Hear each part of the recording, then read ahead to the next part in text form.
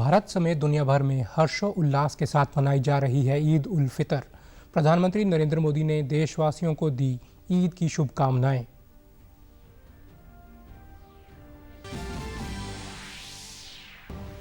परिवहन मंत्री मूलचंद शर्मा ने प्रदेशवासियों को 128 मिनी बसों की दी सौगात। फरीदाबाद स्थित बल्लभगढ़ के बस डिपो से मिनी बसों को हरी झंडी दिखाकर किया रवाना। राष्ट्रपति द्रौपदी मुर्मू के करनाल और हिसार दौरे के मद्देनजर तैयारियां जोरों पर। 24 अप्रैल को NDRI डीम्ड विश्वविद्यालय और HAU के दीक्षांत समारोह में बतौर मुख्य अतिथि करेंगी शिरकत। और पलवल में उत्तर भारतीय योगासन स्पोर्ट्स चैंपियनशिप का किया गया आयोजन। प्रतियोगिता में विभिन्न राज्यों के करीब 350 खिलाड़ियों ने लिया हिस्सा। नमस्कार, मैं चंदन शर्मा। अब समाचार विस्तार से। भारत समेत दुनिया भर में आज ईद उल फितर का हर्षोल्लास के साथ त्यौहार मनाया जा रहा है। आज ही के दिन महीने भर के रमज़ान का समापन भी होता है। मस्जिदों और ईदगाहों में नमाज अता की जा रही है। प्रधानमंत्री नरेंद्र मोदी ने देशवासियों को ईद उल फितर की बधाई देते हुए अपने ट्वीट संदेश में कहा कि हमारे समाज में सद्भाव और करुणा की भावना को आगे बढ़ाया जाए। मैं सभी के अच्छे स्वास्थ्य और कल्याण के लिए भी प्रार्थना करता हूं। प्रदेश भर में भी ईद उल फितर का पर्व हर्षोल्लास के साथ मनाया जा रहा है। इस मौके पर लोग ईदगाह में नमाज अता करने के लिए पहुंचे। शाही ईदगाह में एक साथ हजारों लोगों ने देश में अमन व शांति के लिए दुआ मांगी। नूह जिले के पिनगवा कस्बे की जामा मस्जिद के इमाम मौलाना जहीर ने ईद उल फितर की नमाज अता करवाई और कहा कि यह पर्व अमन और शांति का प्रतीक है। यह पर्व हमें बुराइयों से बचने और अच्छाई के रास्ते पर चलने की सीख देता है। मुसलमानों की इजहार खुशी का त्योहार है।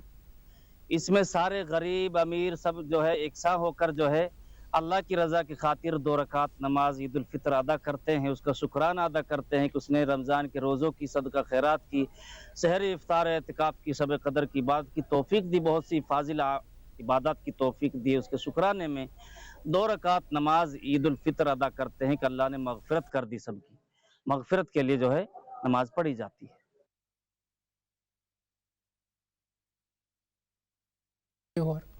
यह त्योहार शांति और आपसी भाईचारे का प्रतीक है। नूह जिले में दशकों से हिंदू मुस्लिम समाज के लोग सभी त्योहार एक साथ मिलकर बनाते हैं। 30 दिन रोजा रखने के बाद जो रोजदार होते हैं उनको उनका मेहनताना मिलने का ये एक दिन होता है। इसमें सब अमन और भाईचारे की दुआएं सब मांगते हैं। और मैं सभी पिनंगवा वासियों, मेवात वासियों और अपने मुल्क के वासियों से आग्रह करता हूं, अनुरोध करता हूं, इल्तिजा करता हूं कि सभी अमन चैन और भाईचारे का जो पैगाम आज इस ईदगाह से दिया गया है वो बनाए रखें। रमजान के महीने जलने के हैं, गुनाह जलने के। जिस तरह रमजान के महीने में आदमी आग की हिफाजत करता है, खाने की हिफाजत करता है और सब कामों से बचता है बुराई से, आगे भी 11 महीने के लिए ट्रेनिंग ये होती है। और ये मुबारक दिन है। कोई इसमें अल्लाह पाक के नाम फरमाते हैं, रोजे रखने वालों को मफ़रत फरमाते हैं। और सभी लोगों ने मुल्क में अमन और शांति के लिए दुआ की। और मेवात में भी अल्लाह पाक सबको जो है नेक अमन बनाए, अमन पूरे मुल्क में अमन रखे। परिवहन मंत्री मूलचंद शर्मा ने आज प्रदेशवासियों को 128 मिनी बसों की सौगात दी। उन्होंने बल्लभगढ़ के बस डिपो से इन मिनी बसों को हरी झंडी दिखाकर रवाना किया। मूलचंद शर्मा ने कहा कि रोडवेज की बसें आम व्यक्तियों का जहाज है। आज का दिन बहुत शुभ है कि पूरे प्रदेश में 128 मिनी बसों की शुरुआत हुई है। इससे गांव-गांव कॉलोनियों में लोगों को यातायात की बेहतर सुविधाएं मिलेंगी। उन्होंने कहा कि दिसंबर 2023 तक 375 इलेक्ट्रिक बसें हरियाणा रोडवेज के बेड़े में शामिल होंगी और प्रदेश में बसों की कोई कमी नहीं रहने दी जाएगी। कोई समस्या नहीं है और पूरे हरियाणा में बसों की आज हमने शुरुआत की है। और आज हरियाणा रोडवेज में 4700 बस आने वाले समय पूरी होंगी और 375 बस इलेक्ट्रिकल बस आने वाले दिसंबर तक हम पूरी करेंगे। इलेक्ट्रिकल बस कहाँ स्टेशन होगा, कहाँ चार्जिंग स्टेशन होगा और जहाँ भी लोग बताएंगे अब उन्हीं रास्तों पर बस चलाने का काम करेंगे। बसों की कोई कमी नहीं रहेगी। आम आदमी को एक स्थान से स्थान पहुँचाने का काम करेगा और इसमें जितनी बसों की और भी हरियाणा में जरूरत पड़ेगी हम बसों की प्रदेश के मुख्यमंत्री मनोहर लाल जी के नेतृत्व में बसों की हम कोई कमी नहीं रहने देंगे और बहुत लंबे समय के बाद हरियाणा रोड में बसें शामिल होंगी। वहीं आमजन ने मुख्यमंत्री और परिवहन मंत्री का धन्यवाद करते हुए कहा कि पब्लिक ट्रांसपोर्ट की सुविधा बढ़ने से सड़कों पर ट्रैफिक जाम से मुक्ति मिलेगी।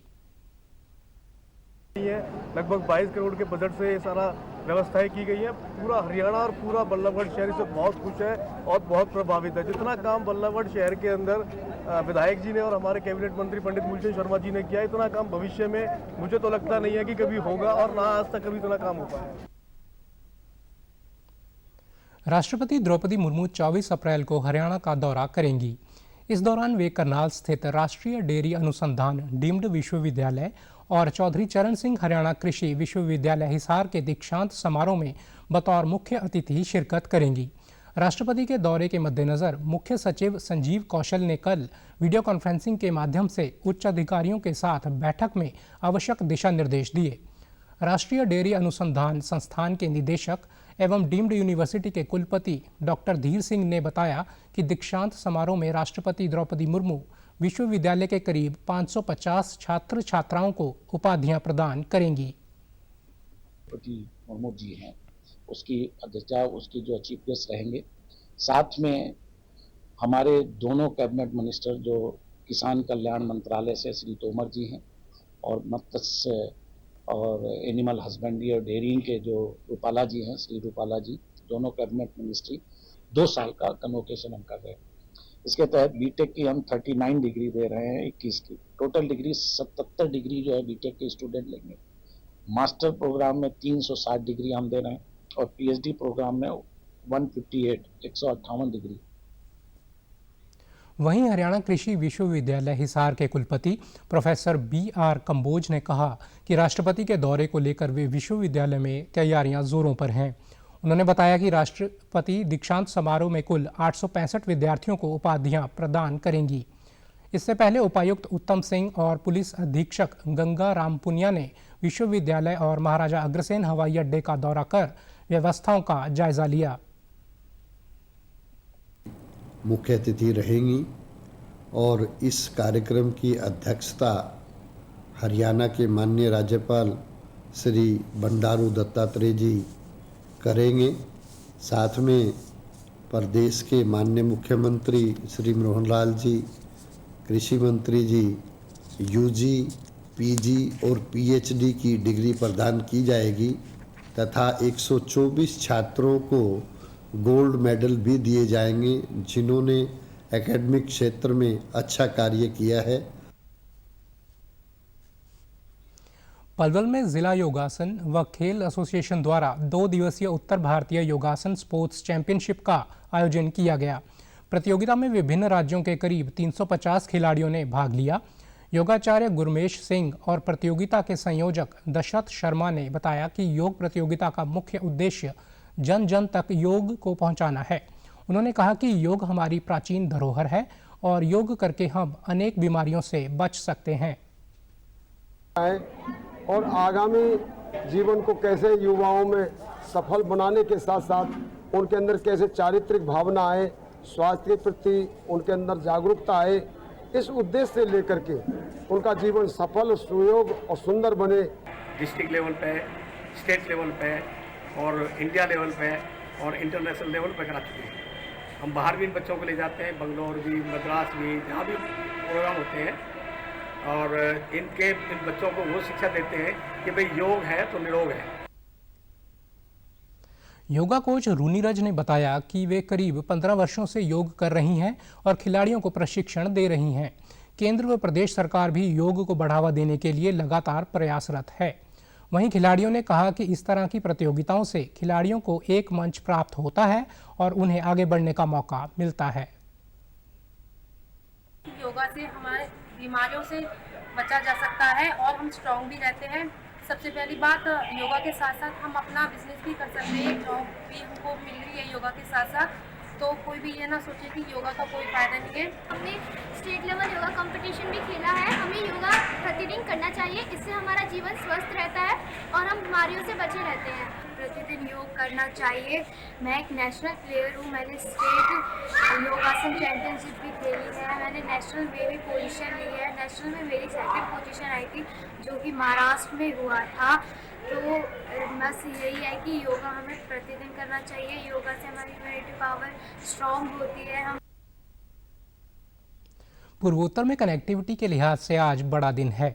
केंद्रीय संचार मंत्री अश्विनी वैष्णव ने आज अरुणाचल प्रदेश में 254 4G मोबाइल टावर राष्ट्र को समर्पित किए। वर्चुअल माध्यम से हुए इस कार्यक्रम में विधि और न्याय मंत्री किरण रिजिजू और अरुणाचल प्रदेश के मुख्यमंत्री पेमा खांडू भी उपस्थित थे। इस अवसर पर अश्विनी वैष्णव ने कहा कि संचार का महत्व केवल संपर्क के लिए नहीं है, बल्कि अनेक अवसरों के दरवाजे भी खोलता है।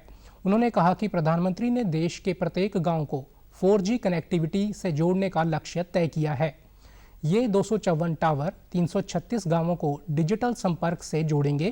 केंद्र ने अरुणाचल प्रदेश के 3721 से अधिक गांवों में 4G मोबाइल टावर स्थापित करने की मंजूरी दी है। वहीं केंद्रीय कानून एवं न्याय मंत्री किरण रिजिजू ने कार्यक्रम को संबोधित करते हुए कहा कि 254 दूरसंचार टावर लगाने का काम मिशन मोड में पूरा किया गया है। पहले अरुणाचल प्रदेश में कोई गांव नहीं बचना चाहिए जो 4G कनेक्शन नहीं हुआ है। ये एक मिशन मोड में हमने टारगेट किया और सारे डिप्टी कमिश्नर ने अपने टीम के साथ पूरा मिशन मोड में काम किया।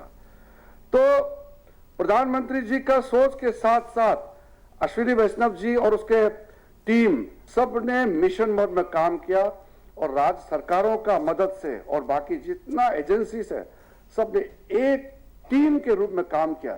इसलिए जब मुझे बताया गया कि जो पहला लॉन्च का कार्यक्रम का डेट तय कर दिया है तो मुझे पर्सनली बहुत सेटिस्फेक्शन मिला है, क्योंकि जब मिशन मोड में काम करता है तो कोई भी चीज असंभव नहीं है। भारतीय अंतरिक्ष अनुसंधान संगठन ने आज एक और बड़े mission polar satellite launch vehicle को C-55 के द्वारा सिंगापुर के 2 बड़े सैटेलाइट और एक इन हाउस प्लेटफॉर्म के साथ उड़ान भरी। PSLV C-55 mission Andhra Pradesh के श्रीहरिकोटा के सतीश धवन अंतरिक्ष केंद्र से दोपहर 2:19 पर लॉन्च हुआ। ये PSLV की 57वीं उड़ान है और PSLV के कोर अलोन कॉन्फ़िगरेशन का इस्तेमाल करने वाला 16वां मिशन है। इस मिशन का नाम टेलियोस 2 रखा गया था। प्रक्षेपण के बाद इसरो प्रमुख एस सोमनाथ ने प्रोजेक्ट से जुड़े लोगों को बधाई दी। उन्होंने बताया कि दोनों उपग्रहों को कक्षा में स्थापित कर दिया गया है। ये सैटेलाइट समुद्री सुरक्षा और मौसम की जानकारी देंगे।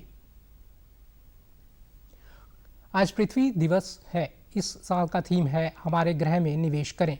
पृथ्वी दिवस मनाने का मकसद लोगों को पर्यावरण संरक्षण के प्रति जागरूक करना है।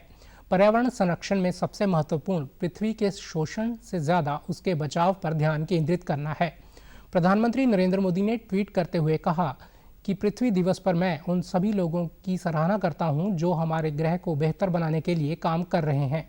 प्रकृति के साथ सद्भाव में रहने की हमारी संस्कृति के अनुरूप सतत विकास को आगे बढ़ाने के लिए भारत प्रतिबद्ध है। 30 मई 2021 को प्रसारित मन की बात कार्यक्रम में प्रधानमंत्री ने देशवासियों के साथ अपने विचार साझा किए थे। उन्होंने कहा था कि कोरोना महामारी में किसानों ने रिकॉर्ड उत्पादन किया तो इस बार देश ने रिकॉर्ड खरीद भी की है। इस बार कई जगह पर तो सरसों के लिए किसानों को MSP से भी ज़्यादा भाव मिला है। रिकॉर्ड खाद्यान्न उत्पादन की वजह से हमारा देश हर देशवासी को संबल प्रदान कर पा रहा है।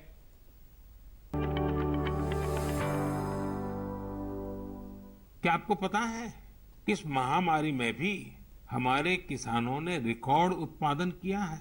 तो इस बार देश ने रिकॉर्ड फसल खरीदी भी की है। इस बार कई जगहों पर तो सरसों के लिए किसानों को MSP से भी ज्यादा भाव मिला है।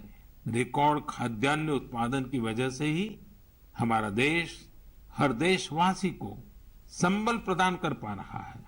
आज इस संकट काल में 80 करोड़ गरीबों को मुफ्त राशन उपलब्ध कराया जा रहा है ताकि गरीब के घर में भी कभी ऐसा दिन न आए जब चूल्हा न जले।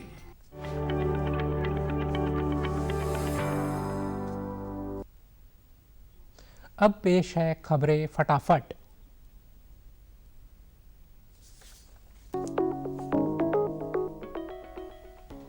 प्रधानमंत्री और मुख्यमंत्री ने अक्षय तृतीया पर्व और भगवान परशुराम जयंती की देशवासियों को दी बधाई। देश का विदेशी मुद्रा भंडार 9 महीनों के उच्चतम स्तर पर पहुंचा।